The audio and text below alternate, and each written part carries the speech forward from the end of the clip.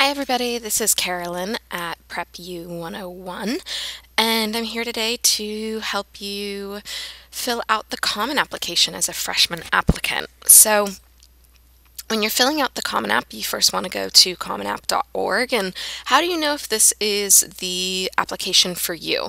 Well, on the home page, they have a link up here at the top that says Member Colleges. That'll show you all of the over 500 colleges that are using the Common App.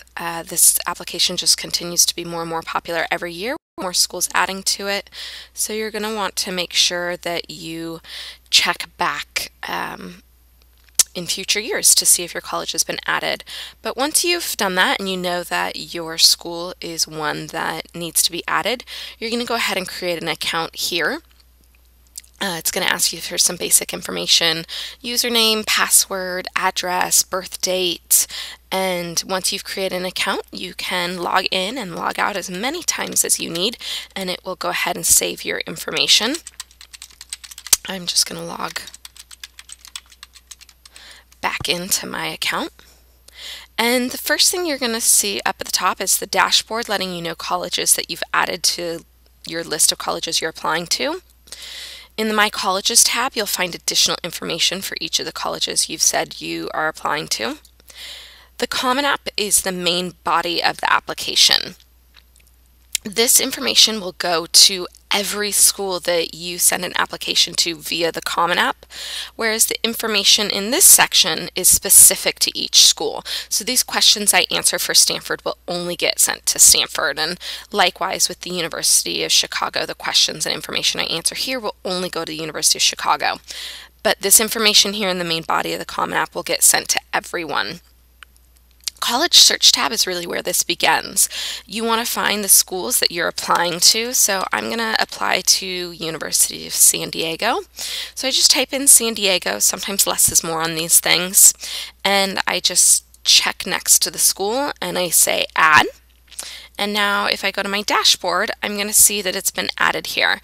And I can go back and add as many schools as I need to that I'm using that apply to this application. So to the main body of the Common Application, it's pretty straightforward. You're just going to give them your personal information, contact details, demographic information, geography. They want to know about where you were born.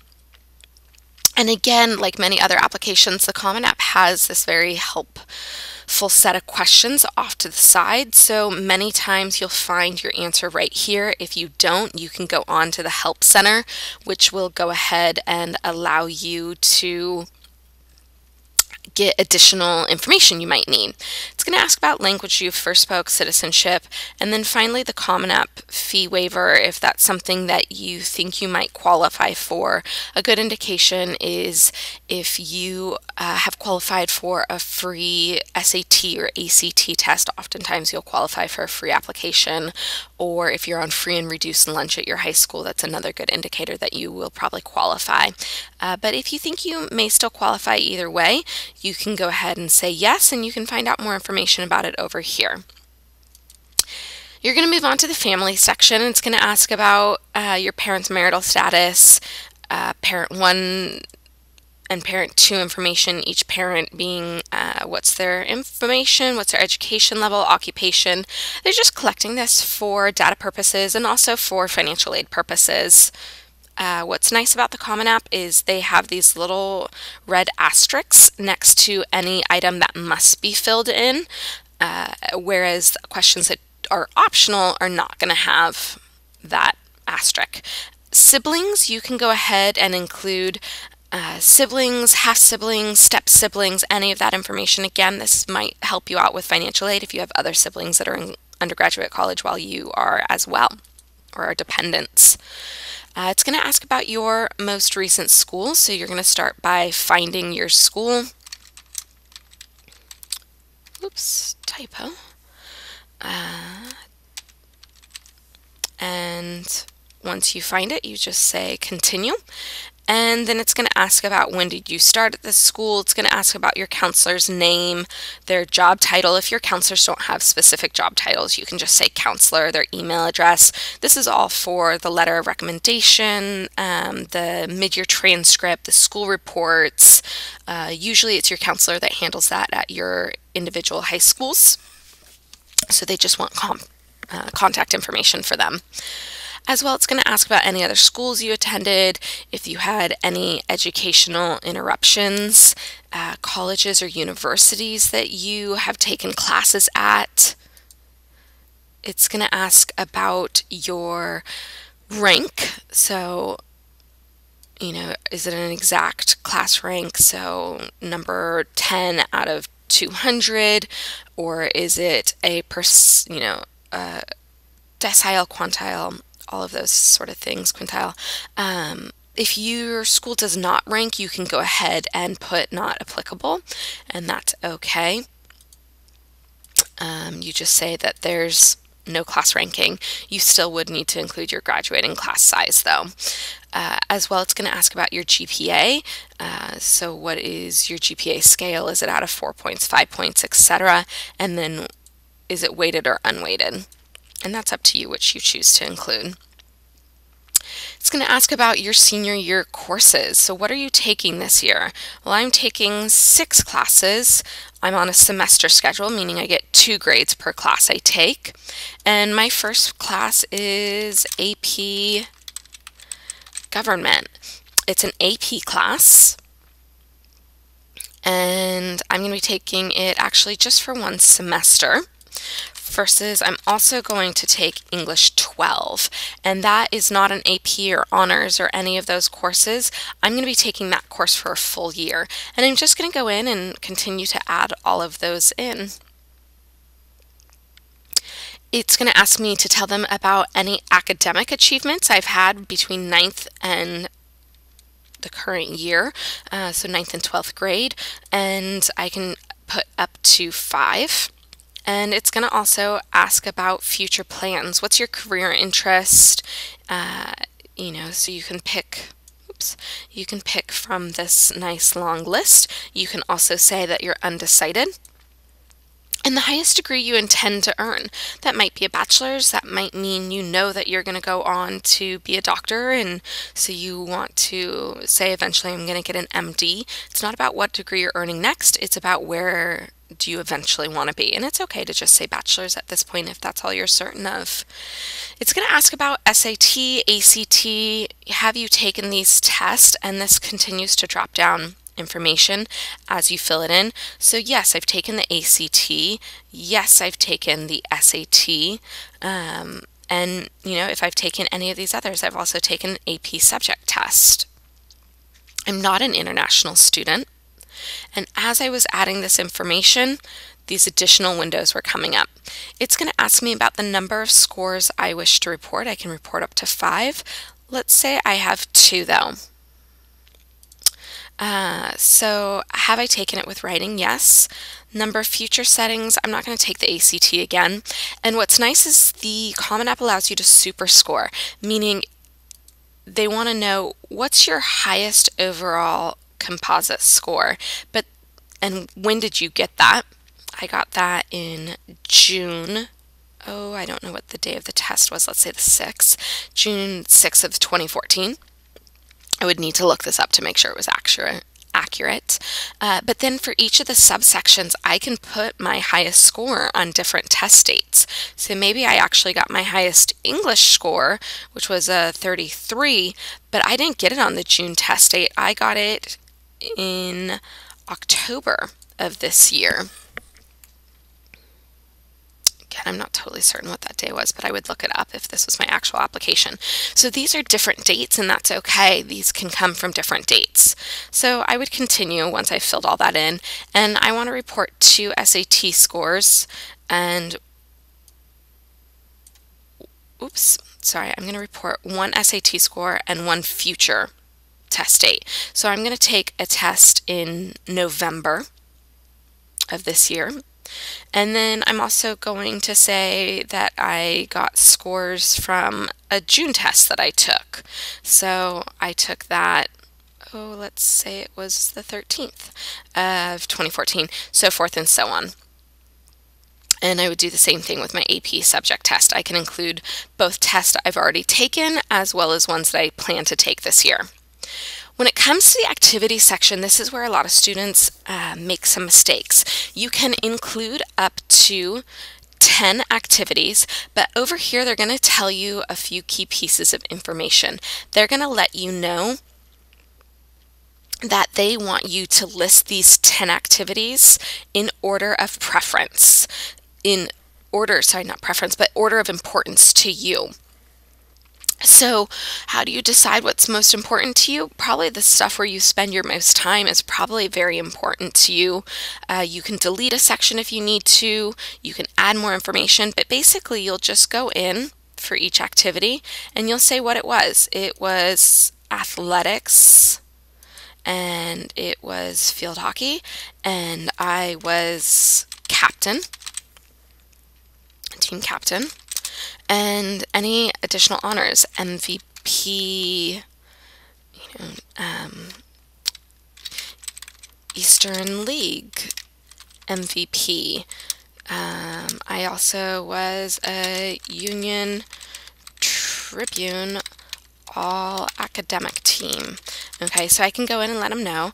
I tell them which grades I participated in during the school year, during school break, all year. That's up to you how you go ahead and include that. The number of hours you spent per week, the number of weeks per year, probably 15. And yeah, I plan on playing field hockey in college. So then I say continue. Oops. So then I come back here, and if I want to add another, I can go ahead and do that.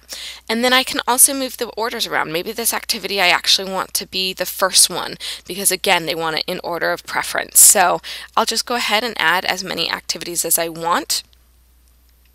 They will also let you know here that you can use the additional information area in the writing section to share relevant information above what fits here. So if you have other activities, awards, honors, etc. that haven't fit in the rest of the application, you can include them in the writing section in the additional information category. It's not required, but it is optional.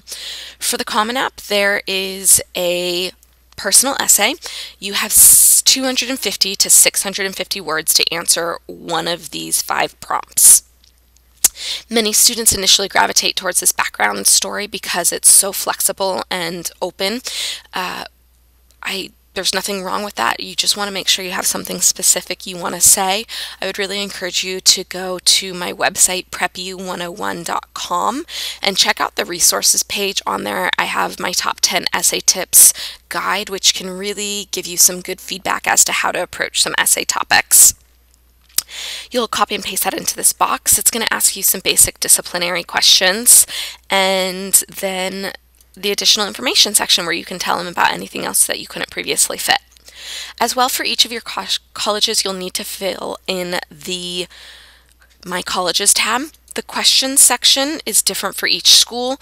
Many will have additional short essays. How many they have is different per school, and not everyone will. Some will also have short questions where, it's saying name your favorite books, authors, films, and/or artists, and they only give you 50 words. This doesn't need to be an essay. It can be a list of these favorite items. It's also going to talk to you about recommenders. So your counselors are responsible for filling in the school report, any additional optional reports, mid-year report, final report, but you need to let your counselor know that that needs to happen. So make sure that you're in clear communication with your counselor about which schools you're filling or you're applying to and what you need from them. As well, you'll need to fill out this FERPA, which basically is a release form that allows the schools to send your academic information to these colleges. You need to say whether you waive your rights or you do not waive your rights. I normally encourage my students to waive their rights to review all recommendations and supporting documents submitted by me or on my behalf. It just shows the school that you're confident in the choices you're making with the people you're asking to write you letters of recommendation. And then you just type in your name and you hit save. and my screen will come back. It's also going to let you know about teacher recommenders, how many are required, how many are allowed, other recommenders, which might be a coach, a boss, a clergy member, and it'll let you know that they allow up to 10 required. I always encourage you guys to go ahead and contact your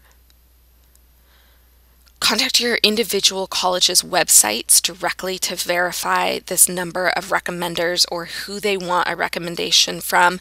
This isn't always quite as specific to as their school's websites might be. So it might say that 2 are required, but they want 1 from this subject area and 1 from that subject area. And the only way you're going to know that is if you go to your individual college's website. The school I selected uses Naviance for their e-documents, so it would tell me to go ahead and contact my recommenders through Naviance specifically to go ahead and get that information added. If your school isn't using Naviance, you'll have an option here where you can click the link and you can go ahead and send a recommender invite, which will send your recommender a email letting them know that they've been requested to write you a letter of recommendation. I always encourage you guys, before you send that email through Naviance, make sure you've spoken to those people in person and asked them in person to go ahead and write you a letter of recommendation. I also have some great tips regarding how to get a letter of recommendation, how to go about that process properly, and those can also be found on the resources page at PrepU, the letter U, so PREPU101.com. And then once you have all that information filled out, you'll go to the review and submit page. Because I don't have all my check marks completed, I'm not getting a submit option, but you will. I can't stress to you guys enough, make sure you review your applications. Make sure all of the data is entered in correctly, both in the main body of the Common App and the supplement here. You want to make sure you don't have any typos. You want to make sure that all of your information is accurate, that you have entered it to the best of your ability. And once you've done that, feel free to submit. And then you'll do the same for each of your schools on the Common App. You submit them each individually from this My Colleges tab. Hopefully that helps you guys with the Common application. If you do have any questions, please don't hesitate to be in touch with me. I can be reached at info@prepu101.com. So that's info@prepu101.com. And also feel free to check out my YouTube channel for some additional videos. Have a good day.